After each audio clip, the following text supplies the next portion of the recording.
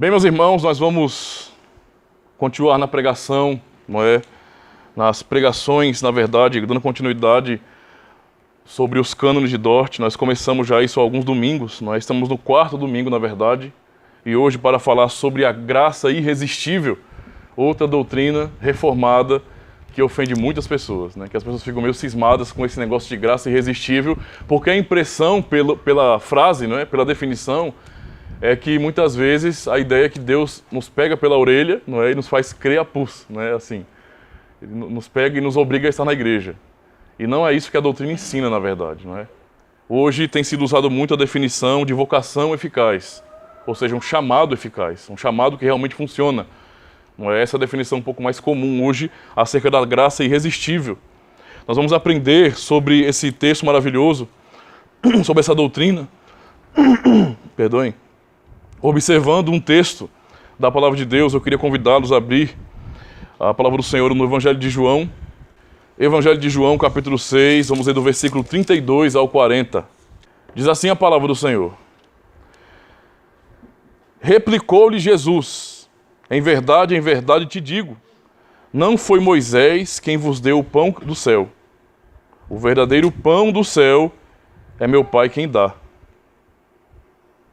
Porque o pão de Deus é o que desceu do céu e dá vida ao mundo. Então lhe disseram: Senhor, dá-nos sempre desse pão. Declarou-lhe Jesus: eu sou o pão da vida. O que vem a mim jamais terá fome, e o que crê em mim jamais terá sede. Porém eu já vos disse que, embora me tenhais visto, não credes. Todo aquele que o Pai me dá, esse virá a mim. E o que vem a mim, de maneira nenhuma o lançarei fora. Porque eu desci do céu, não para fazer a minha própria vontade, e sim a vontade daquele que me enviou. E a vontade de quem me enviou é esta: que nenhum eu perca de todos os que me deu. Pelo contrário, eu o ressuscitarei no último dia. De fato, a vontade de meu Pai é que todo homem que vir o Filho e nele crer tenha a vida eterna, e eu o ressuscitarei no último dia. Vamos orar, irmãos, mais uma vez, pedindo ao Senhor que nos abençoe. Ó Deus, nós já somos gratos ao Senhor por nos ter abençoado nessa manhã. E pedimos, Senhor, que mais uma vez nos abençoe. Nos abençoe, Deus, pela pregação da Tua Palavra. Que mais uma vez essa doutrina, o Teu Santo Evangelho, venha edificar nossas vidas, venha fortalecer a nossa fé em Ti, Senhor. Venha nos dar base sólida do que é o Evangelho e de toda a nossa consolação em Cristo Jesus. Ajuda-nos a entender a Tua graça maravilhosa, Senhor. Ajuda-nos a entender que por Tua causa, por Teu amor, pela operação do Teu Santo Espírito é que nós fomos alcançados, porque Tu és um Deus fiel e incomparável. Por isso, ó Deus, pedimos que nos abençoe, em nome do Senhor Jesus. Amém. Amados irmãos, observando mais uma vez as doutrinas da Palavra de Deus, eu quero apenas ler alguns artigos dos cânones de Dort, apenas para os amados perceberem, né, que nos cânones o que é defendido acerca disso. No capítulo 3 e 4, artigo 6, diz bem assim: aquilo que a luz natural nem a lei podem fazer, Deus o faz pelo poder do Espírito Santo e pela pregação ou ministério da reconciliação, que é a pregação do Evangelho do Messias. Agradou a Deus usar este Evangelho para salvar os crentes, tanto no Antigo quanto na Nova Aliança. Na Antiga quanto na Nova Aliança. Artigo 8. Mas tantos quantos são chamados pelo Evangelho, seriamente o são, porque Deus revela séria e sinceramente em Sua palavra o que lhe agrada, a saber que aqueles que são chamados venham a Ele. Ele também seriamente promete descanso para a alma e vida eterna a todos que a Ele vierem e crerem. E por fim, o artigo 12, essa conversão, porque o chamado de Deus é para a conversão. A quem Ele chama, Ele converte, Ele santifica, Ele transforma o coração. Então esta conversão, no artigo 12, é aquela regeneração, renovação, nova criação, ressurreição dos mortos e vivificação, tão exaltada nas Escrituras, o qual Deus opera em nós, sem nós. Deus opera em nós, sem nós. Mas essa regeneração não é efetuada pela pregação apenas, nem por persuasão moral, nem ocorre de tal maneira que, havendo Deus feito a sua parte, resta ao poder do homem ser regenerado ou não, convertido ou não convertido. Ao contrário, a regeneração é uma obra sobrenatural, poderosíssima e ao mesmo tempo agradabilíssima, maravilhosa, misteriosa e indizível, de acordo com o testemunho da Escritura, inspirada pelo próprio autor desta obra. Regeneração não é inferior em poder à criação ou à ressurreição dos mortos. Consequentemente, todos aqueles em cujos corações Deus opera dessa maneira maravilhosa são, certamente, infalivelmente e efetivamente regenerados, e de fato passam a crer. Portanto, a vontade que é renovada não é apenas acionada e movida por Deus, mas ela age também sob a ação de Deus, por si mesma. Por isso também se diz corretamente que o homem crê e se arrepende mediante a graça que recebeu. Então esses são os artigos, não é? Não é ainda a defesa, que nós já aprendemos, mas expressam um pouco sobre essa questão da obra de Deus no ser humano. Quando nós falamos de graça irresistível ou de chamado eficaz, estamos nos referindo à ação de Deus em chamar o homem. E essa ação de Deus ela é muito mal compreendida pelas pessoas. Muitos acham que o chamado de Deus consiste nisso, não é? Venha para a igreja. Aí a pessoa diz, não quero não, ó, vá só. Quem sabe um dia. E então, as pessoas acham que Deus está chamando simplesmente assim, só pelo que as pessoas ouvem. Na verdade, nós aprendemos que Deus chama o seu povo. O texto que nós lemos de João aqui, bem como o texto que lemos de Romanos, capítulo 1, demonstra primeiro, o de João, que Jesus Cristo está deixando claro a promessa, a segurança de que todos aqueles que o Pai lhe deu, esses virão a Ele. Ou seja, eles ouvirão o chamado. Eles atenderão a voz do Senhor. Como Cristo ensina em João 17, em João 10, aliás, me perdoem. Não é? Quando ele estava ali no Pórtico de Salomão e alguns judeus começaram a questioná-lo, a perguntar sobre quem ele era. E ele disse, eu já disse quem eu sou. As minhas obras testificam ao meu respeito, mas vocês não creram, porque vocês não são das minhas ovelhas. E ele conclui dizendo, as minhas ovelhas ouvem a minha voz. No capítulo 6, nós temos aqui a segurança de que aqueles que o Pai deu a Cristo, ou seja, aqueles, não é, que foram eleitos e predestinados, aqueles que foram direcionados para a obra de Cristo na eternidade, não é, esses aí ouvirão o chamado de Deus. Então isso é bastante claro na Escritura. Observando o texto, não é, de Romanos 1, nós percebemos que a ira de Deus se manifesta do céu contra toda a impiedade, porque os homens, eles perverteram a justiça, eles perverteram a verdade, eles transformaram aquilo que é óbvio na natureza em enganação. E o que os homens fizeram de acordo com o texto? Não é? Qual é a ação do homem sem a santa vocação de Deus? Qual é a ação do homem, onde o homem pode chegar se Deus não agir na sua vida, se Deus não o chamar eficazmente? O máximo que o homem pode chegar é a idolatria, é a enganação, é a criar falsas religiões. É a única capacidade que o homem tem para isso. Por quê? Porque o homem tem nele mesmo a necessidade de adorar um ser superior, de servir alguém superior a ele. Porque quando ele olha para a natureza, não é, ele percebe, e isso aqui tem propósito. Isso não é obra do acaso. Há uma mente inteligentíssima superior que está sobre tudo isso, não é? Que domina sobre tudo isso, que é a causa, não é, última de todas as coisas. Mas ao olhar para toda a criação, e você pode chegar a conclusões de que o ateísmo é errado, não é? Pela ciência. É possível chegar. Você não pode conhecer Deus. Deus, o Deus da Bíblia, o Deus verdadeiro, o único Deus, pela ciência. Mas você pode reconhecer que as coisas foram criadas, que há um ser superior, um ser supremo, que fez tudo. Pois bem, esses homens que o Romanos 1 nos descreve, eles, com a sua própria capacidade, olham para a criação e o que eles fazem? Eles corrompem, não é, a verdade, eles corrompem aquilo que está óbvio na cara deles, não, o que eles estão vendo, e eles transformam o que deveria ser para a glória de Deus em imagem de quadrúpedes, de répteis, de homens corruptíveis. É o que eles fazem. Eles criam ídolos, eles adoram ídolos, eles criam falsas religiões. É o máximo. Ou essas pessoas adoram um panteão que alguma cultura já inventou, por causa disso mesmo, ou então adoram a si mesmas, não é? Nós somos a própria filosofia em pessoa. Nós somos a própria sabedoria, nós sabemos.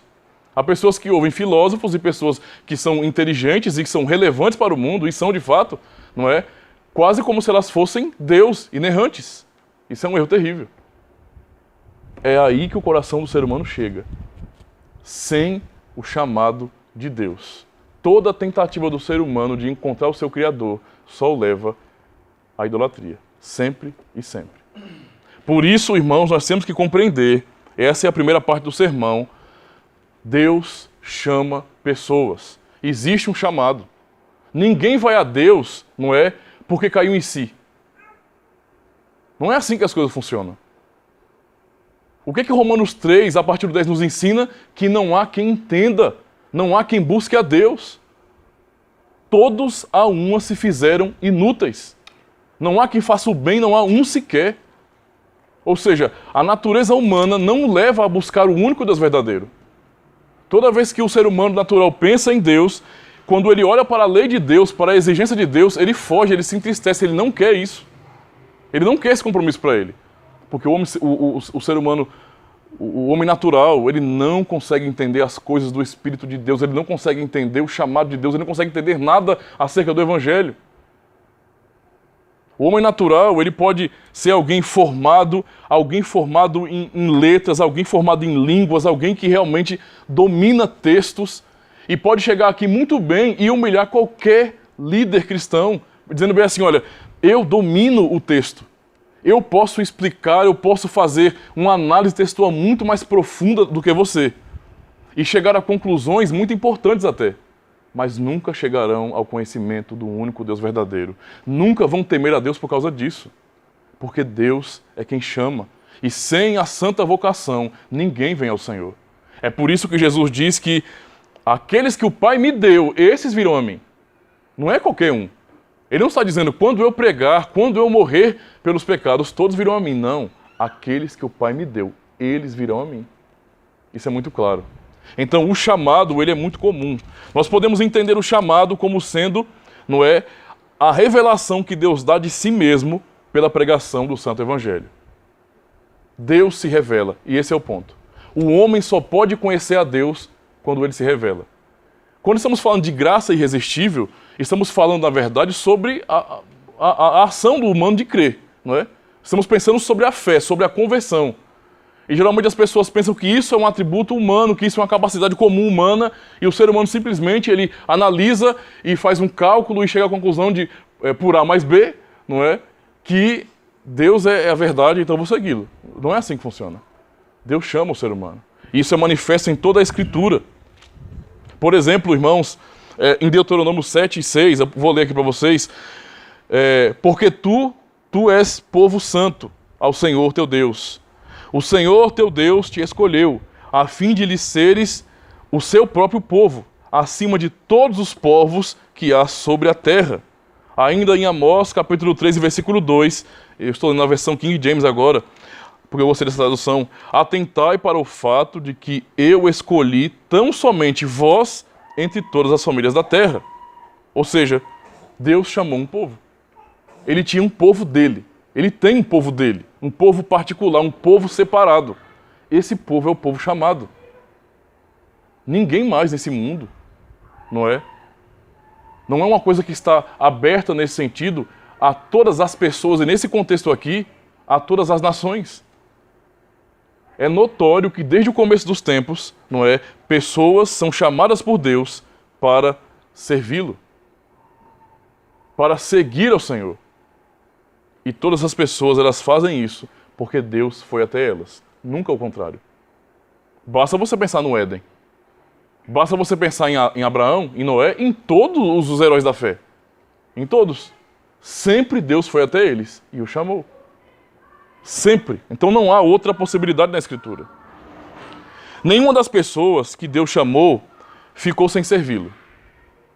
É até importante entendermos isso, porque hoje as pessoas têm uma mentalidade de que eu rejeito o chamado de Deus. Então há pessoas que acham que eu sou um cristão, mas eu não quero obedecer ao chamado de Deus, né? Eu quero ver a minha própria vida e ser salvo do mesmo jeito, né? Eu quero ser um cristão, eu quero ter o status de salvação, mas eu não quero obedecer isso porque é muito compromisso, isso é demais para mim. como se houvesse opção para isso, como se isso fosse natural. E não é assim que as coisas funcionam. Cada pessoa que Deus chamou, essas pessoas obedeceram ao Senhor. É por isso que eu digo, foi assim com Adão, foi assim com Noé, foi assim com Abraão, com Isaac, com Jacó, com Moisés, com todos aqueles que Deus chamou na Antiga Aliança. Eles obedeceram ao Senhor. Algumas pessoas podem dizer bem assim, eu vou provar para vocês agora que o chamado não é eficaz. A vocação não é eficaz. Esse negócio de graça irresistível é balela, é heresia. E eu vou provar para você com a Bíblia. Eu vou usar os textos dos evangelhos, por exemplo, de Mateus, quando Jesus ele fala a multidões e diz, sigam-me. Você me segue? E as pessoas inventam desculpa, tá vendo? Estão resistindo ao chamado do Senhor.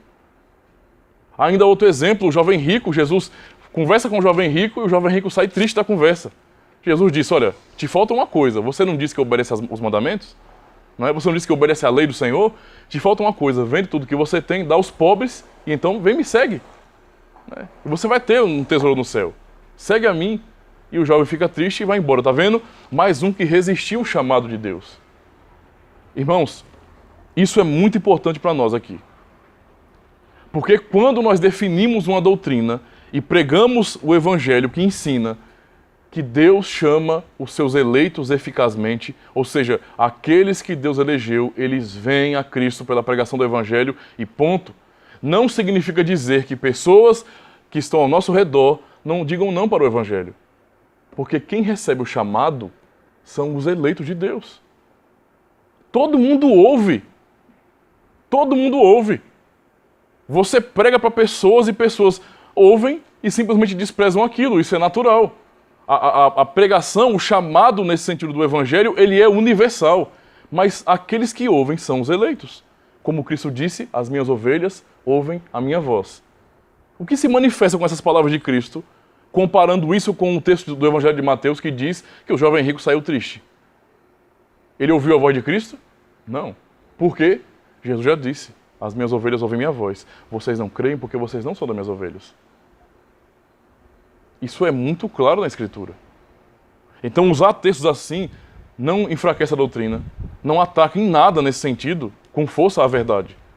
A verdade permanece do mesmo jeito, não é?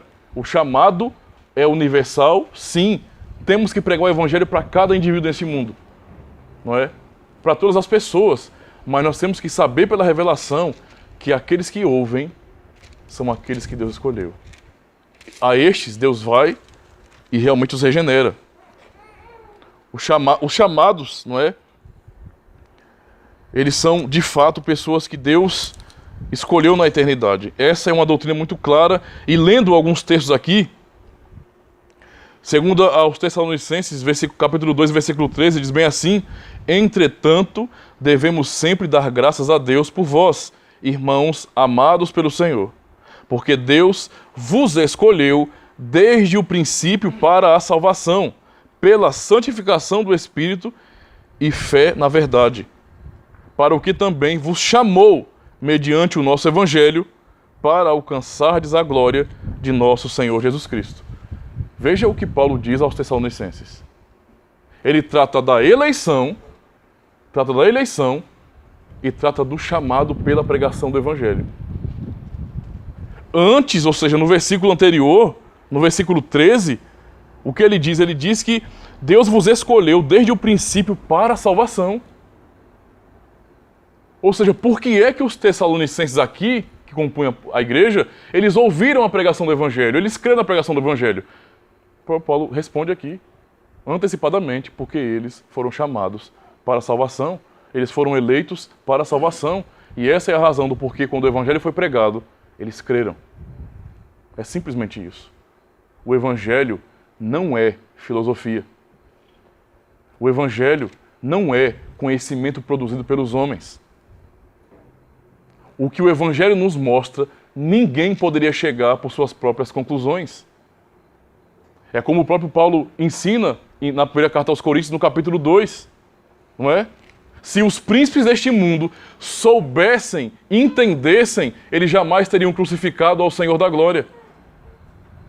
Mas aquilo que o olho não viu, o ouvido não ouviu, nem sequer chegou ao coração humano, Deus preparou para aqueles que o amam. Ou seja, o evangelho não é filosofia. Isso aqui só chega ao nosso conhecimento pela revelação de Deus. Deus chamou um povo. Essa é a realidade que nós vemos em Adão, mais uma vez que nós vemos em Noé, que nós vemos em Abraão. Sempre Deus foi até aquelas pessoas. Quando Adão caiu com sua esposa, Adão e sua esposa pensaram e agiram. Olha, nós caímos, não é? Nós estamos nos vendo nus agora. Nós temos o pecado em nossa consciência. Vamos fazer o seguinte, Eva. Vamos correr atrás do Senhor, porque senão, sem Ele, a gente está perdido. Vamos adorar o Senhor agora, vamos chegar diante dEle, nos dobrar e pedir perdão. O casal fez isso? De forma nenhuma, porque isso o ser humano não faz. Deus foi ao encontro do casal caído. Deus o chamou. Deus disse, Adão. Deus chamou. Deus tem um povo chamado. A mesma coisa ele fez com Noé. Estava lá Noé trabalhando no campo, não é? Ajeitando as suas plantinhas, não é? Os seus moinhos de coentro, seus pezinhos de alface. E Deus o chama. Noé achou graça diante de Deus. Deus derramou a sua graça sobre Noé. E Deus o chamou. Olha, eu vou destruir o mundo. Eu estou chamando você e sua família para serem salvos deste mundo que eu vou destruir. Foi o que Deus fez. Não foi Noé que procurou a Deus, né? Não foi Noé. Não havia nenhuma ameaça apocalíptica naquele período. Estava tudo normal. Deus é quem disse, pela maldade do ser humano, eu vou destruir essa terra agora. E Ele chama uma família, não é? Dá fé àquele homem e preserva essa fé na família. Preserva a família da aliança. Foi assim com Abraão. Abraão, na terra de Ur dos Caldeus, vivendo a sua vida idólatra como qualquer um dos cidadãos de lá. E de repente, um belo dia, no capítulo 12 de Gênesis, né, versículo 1, Deus é quem fala com Abraão. Abraão estava ali na sua idolatria, no seu costume, na sua cultura. Deus é quem fala com Abraão. Abraão, sai da tua terra, da tua parentela, e vai na casa do teu pai, e vai para um lugar que eu te mostrarei. De ti farei uma grande nação. Deus chamou Abraão. Sempre foi assim. Até mesmo o povo no deserto, preso ali, sendo humilhado, também vivendo em pecado de idolatria, Deus chama Moisés. É Deus quem fala com Moisés da sarça ardente. Moisés viu uma coisa estranha, não é? É claro que ele viu uma coisa estranha. Ele estava ali de boa. Eu sei que no deserto não é nada incomum se por acaso alguma coisa pegar fogo, né? Porque o calor realmente é terrível pelo dia. Mas Moisés reparou que aquele fogo estava queimando e não se apagava. Deus manifestou algo para Moisés ver. Quando Moisés viu, ele foi curioso e foi até lá. E quando ele se aproximou, Deus falou com ele, tira a sandália dos seus pés, porque o lugar que você está pisando é terra santa. E ali o Senhor falou com Moisés. O Senhor chamou Moisés e disse, você vai libertar o meu povo. Sempre é Deus que chama. Assim Deus trata o seu povo, como nós lemos no Deuteronômio, como um povo santo, como um povo chamado, um povo que Deus escolheu para si. Esses recebem a revelação do Senhor. Esses. Nenhum outro. Se você então recebe a revelação do Evangelho, é porque Deus te chamou. E isso é uma bênção para nossas vidas. Não é? Fora disso aqui, é Romanos 1. Fora do chamado de Deus, da sua vocação eficaz, o máximo que fazemos é a idolatria. Nada além disso. Então, quando você vê alguém dizendo que é cristão, né? Eu sou cristão, cara, olha, peguei todo domingo eu tô lá. O maior dízimo que tem lá é o meu, né? Os caras são tudo pobre, agora eu trabalho só para dizimar, minha vida é essa. Eu pego um papel ali, escrevo, boto, né, a minha digital, eu falo, pastor, avisa aí para a igreja que o dízimo é meu. Não é? Eu faço tudo para que as pessoas... Eu me esforço, cara. Eu sou um crente fiel, eu ajudo. Olha, a igreja foi construída, 60% foi dinheiro meu. Que orgulho. Olha o tanto de gente que eu trouxe para a igreja. Olha o tanto de gente que eu trouxe para a igreja. Aí você vai ver a vida da pessoa. Irmão, vamos começar a vigiar um pouquinho mais, porque o irmão tem fama aí de ser mentiroso, né? O irmão tá aí, mas tá enganando, irmão. Peraí, pastor. Eu já faço muito pela igreja. Eu já me esforço tanto. Poxa, que negócio é esse, irmão? A Bíblia não diz que é pecado mentir? Não é? Isso não é uma quebra do mandamento? Então, por que está resistindo? Eu digo por que está resistindo. Porque não é convertido. Não é convertido. Não é? Ou seja, ouviu o chamado externo, vamos para a igreja, mas não ouviu o chamado interno do Espírito Santo. Aquilo que só o Espírito de Deus faz, essa pessoa não tem. E é por isso que a lei para ela é chata, é pesada, eu não quero nem saber, eu não tenho prazer de me esforçar sequer para tentar honrar o meu Senhor. Isso é conversa, rapaz. A vida de crente é muito ruim. Né? Eu quero lá saber da lei dos crentes. O segundo ponto, então, e esse já é o final, porque eu dividi apenas em duas partes, é que todos os eleitos, como nós vemos no texto de João, todos os eleitos virão a Deus. Não existe a menor possibilidade, não é, de que algum eleito se perca. Né? A gente não tem que ter medo disso, não.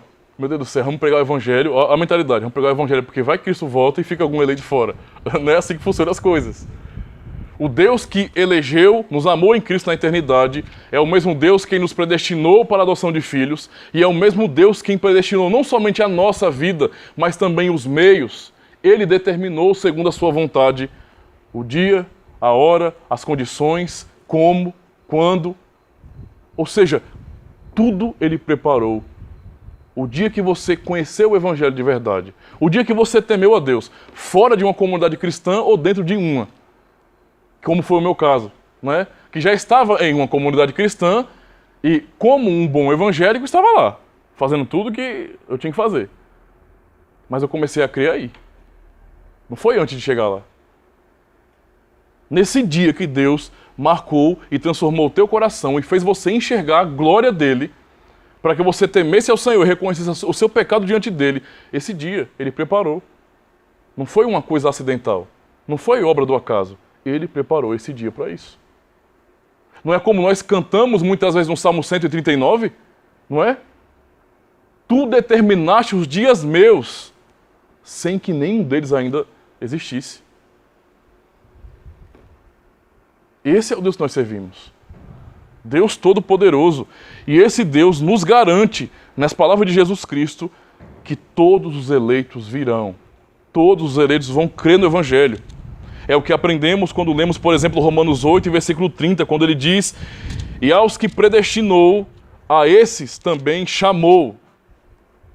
Então Deus não predestina e deixa rolar solto, porque isso não é predestinação. Ele predestina e ele chama, ele garante o chamado. Ele é quem vem com sua vocação eficaz, não é? Transforma o coração do seu eleito e o salva e o traz para o ser do seu povo. E aos que chamou, a esses também justificou. E aos que justificou, a esses também glorificou.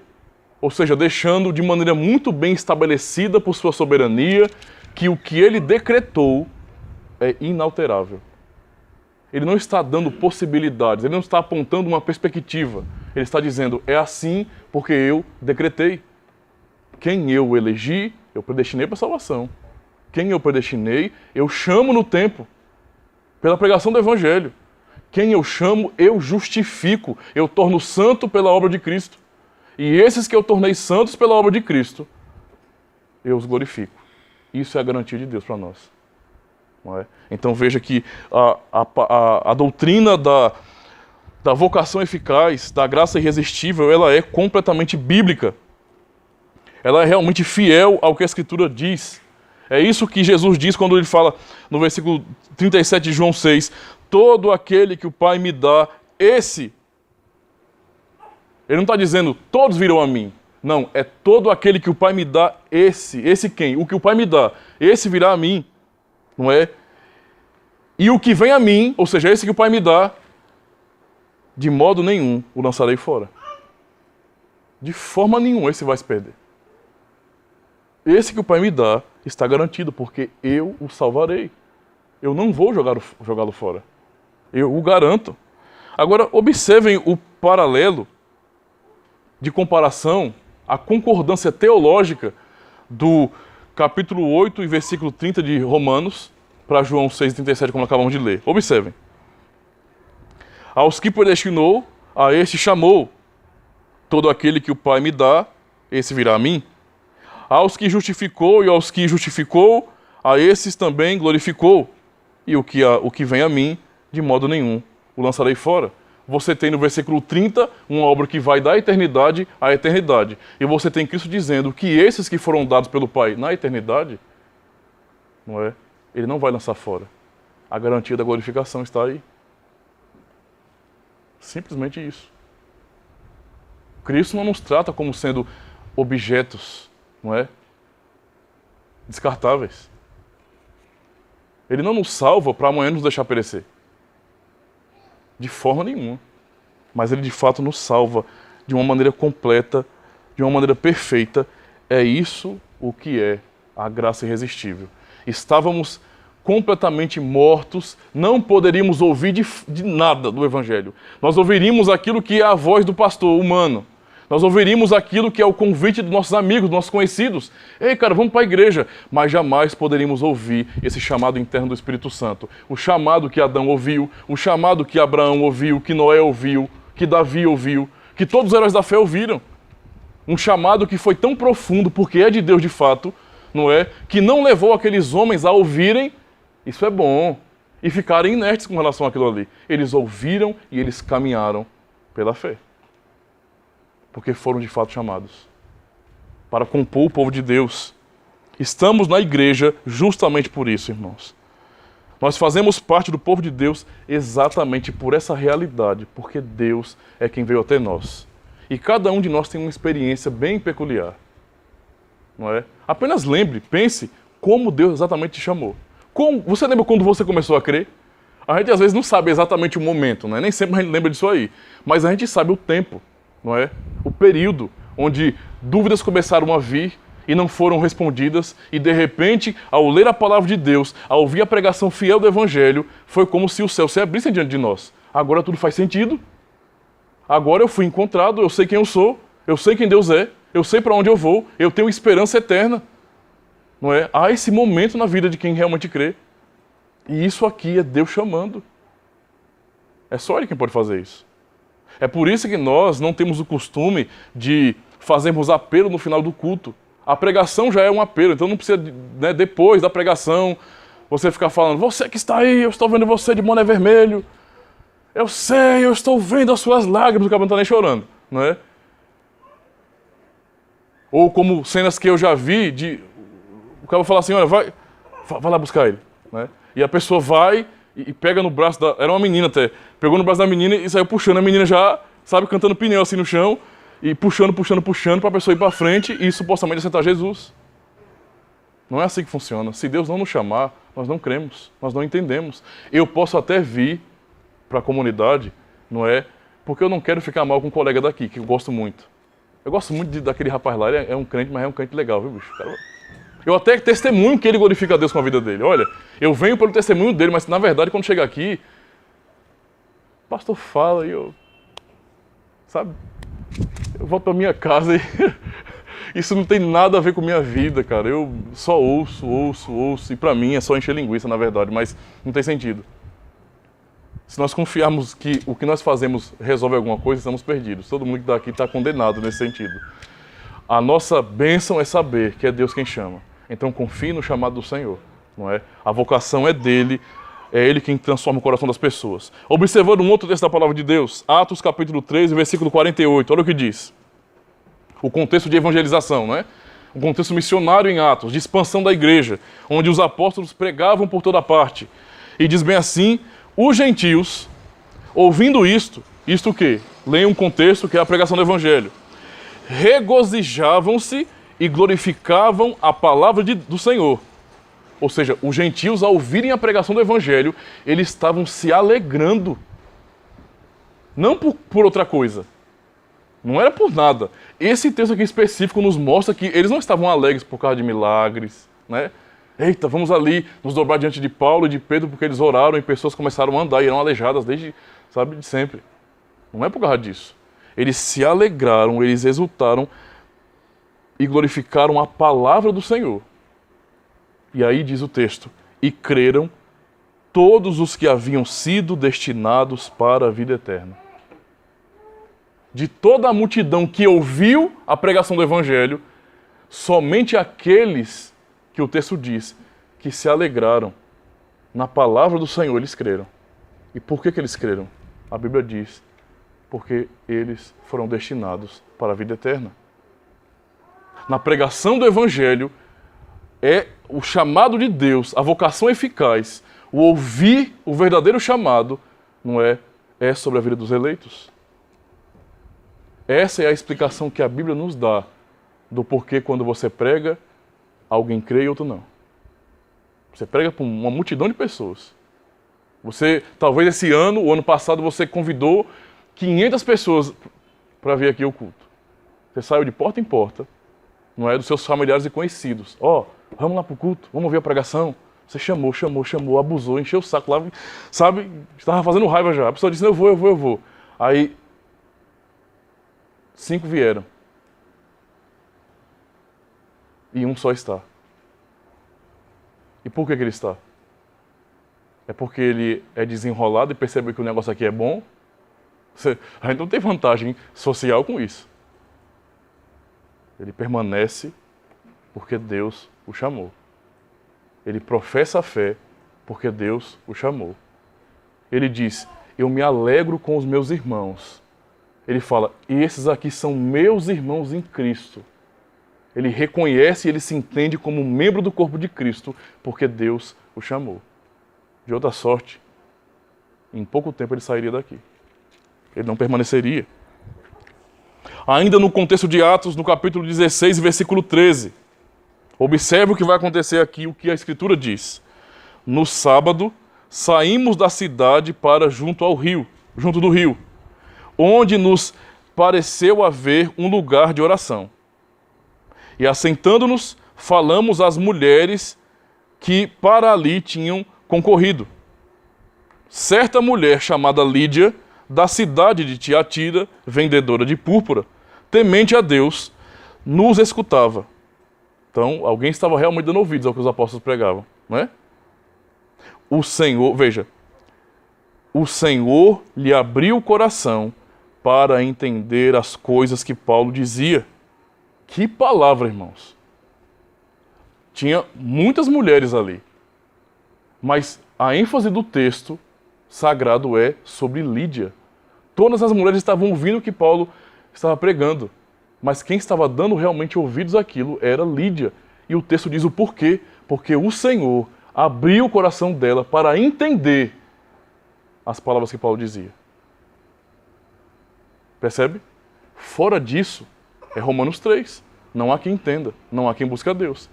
Pela revelação, há entendimento do Evangelho. É isso que acontece com Lídia no versículo 15. Depois de ser batizada, então veja, isso é fé verdadeira. Ela creu no Senhor, Deus abriu o coração dela para compreender e crer no Evangelho, e em seguida ela ficou dizendo, não, assim, eu creio, sabe, mas vamos deixar mais para lá, né? Eu não quero me apegar a vocês não, porque se eu fizer parte, eu vou ser perseguida por essas outras aqui, né? Ela não considerou qualquer outra coisa. O que vem após isso é ser batizada, não é? Essa é a realidade. Ou seja, a graça agiu. Deus chamou ela eficazmente. No texto de 2 Timóteo, capítulo 1, versículo 8, nós lemos: não te envergonhes, portanto, do testemunho de nosso Senhor, nem do seu encarcerado, que sou eu. Pelo contrário, participa comigo nos sofrimentos, a favor do Evangelho, segundo o poder de Deus, versículo 9, que nos salvou e nos chamou com santa vocação, não segundo as nossas obras, nem conforme a sua própria determinação, mas conforme a sua própria determinação e graça que nos foi dada em Cristo Jesus, antes dos tempos eternos. Olha o que o texto diz. Isso aqui é claro demais, irmãos. Isso é muito direto aquilo que a Escritura ensina sobre essa realidade do chamado de Deus. Ele fala para que os cristãos ali não se envergonhem do Evangelho, não se envergonhem do testemunho do Senhor Jesus Cristo, nem tão pouco de Paulo, que estava preso por causa desse mesmo Evangelho. Mas que eles venham de fato estarem confiantes, não é? Não se envergonhando, porque Deus nos salvou e nos chamou com santa vocação, um chamado santo, um chamado eficaz, não é? E aí ele deixa claro, algumas pessoas diriam, Deus me chama, não é porque eu me esforço. Deus vai chamar sempre o servo esforçado, não é? Deus chamou você, meu querido, porque você é esforçado.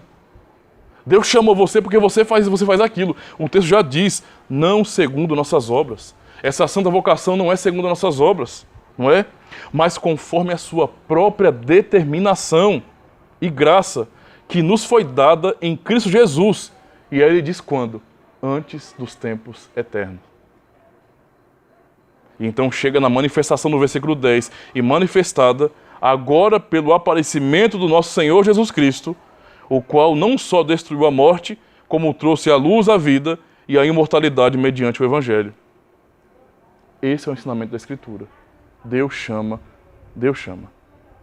É Ele quem vem até nós e transforma o nosso coração, porque de outra sorte nós jamais queríamos nele.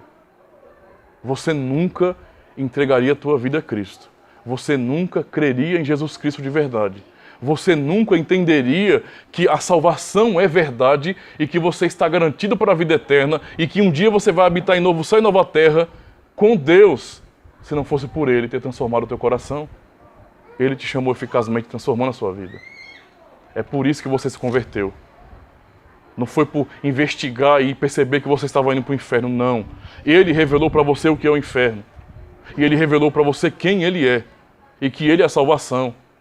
Esse chamado de Deus, ele é irresistível, não porque Deus nos pega pela orelha e nos traz para a igreja, mas porque quando Ele revela a glória de Jesus Cristo, isso é irresistível. Não há quem possa resistir diante de quem Cristo é. Nós só desmerecemos a Jesus Cristo, nós só não honramos o nome de Deus quando nós não entendemos ainda quem Ele é. Nós tratamos Deus como sendo qualquer um, então, sabe, nem pesa nosso coração, mas quando Ele se revela para nós, a nós, quando nós reconhecemos quem Jesus Cristo é, tudo isso muda.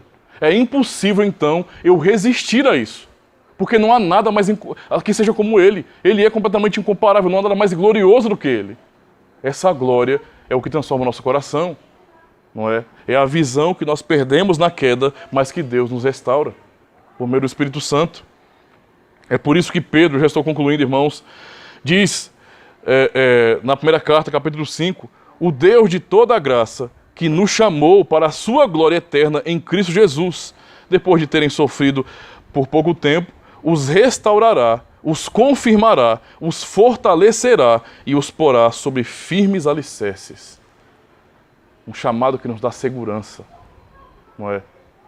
Um Deus que nos chama com soberana vocação. É por isso que ele diz, portanto, irmãos, empenhem-se ainda mais para consolidar o chamado e a eleição de vocês, pois se agirem dessa forma, jamais tropeçarão. Saber que vocês foram chamados, e foram chamados porque foram eleitos, é o que fortalece a fé de vocês. Ter uma esperança segura, perfeita. É por isso que a graça, ela é irresistível. Concluindo então, irmãos, lendo o último texto da Palavra de Deus, Filipenses capítulo 3, e versículo 4. Por favor, abram as suas Bíblias, vamos ler esse último texto para concluir. Abraão não pôde resistir a esse chamado. Noé não pôde resistir a esse chamado. Moisés não pôde resistir. Os apóstolos não puderam resistir quando Jesus disse a ele, vinde e eu vos farei pescadores de homens. O chamado foi um chamado eficaz no coração dele. Os apóstolos eram eleitos de Deus, são eleitos de Deus, e por isso creram. E esse chamado nos revela Jesus Cristo. É por isso que Paulo diz isso aqui, justamente isso. Depois de Paulo, perseguidor da igreja, que fez mal aos cristãos, que tratou a igreja como uma seita herética, quando ele recebeu a revelação de Jesus Cristo, tudo mudou. Ele estava indo para prender cristãos, e Cristo se manifestou a ele no caminho de Damasco, não é? Onde ele iria perseguir os cristãos. Isso é o relato, então, da transformação da vida dele também. Observem, versículo 4 em diante, Filipenses 3. Bem que eu poderia confiar na carne. Se qualquer outro pensa que pode confiar na carne, ainda mais eu ainda mais. Circuncidado ao 8º dia, da linhagem de Israel, da tribo de Benjamim, hebreu de hebreus, quanto à lei, fariseu, quanto ao zelo, perseguidor da igreja, quanto à justiça que há na lei, irrepreensível. Mas o que para mim era lucro, isto considerei perda por causa de Cristo.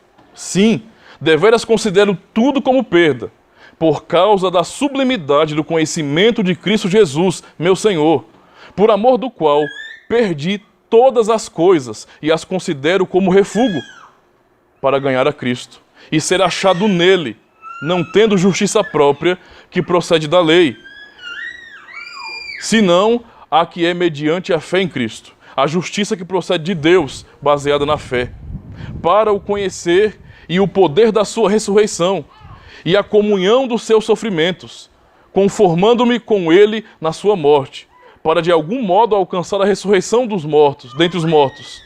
Não que eu já tenha recebido ou tenha já obtido a perfeição, mas prossigo para conquistar aquilo para o que também fui conquistado por Cristo Jesus.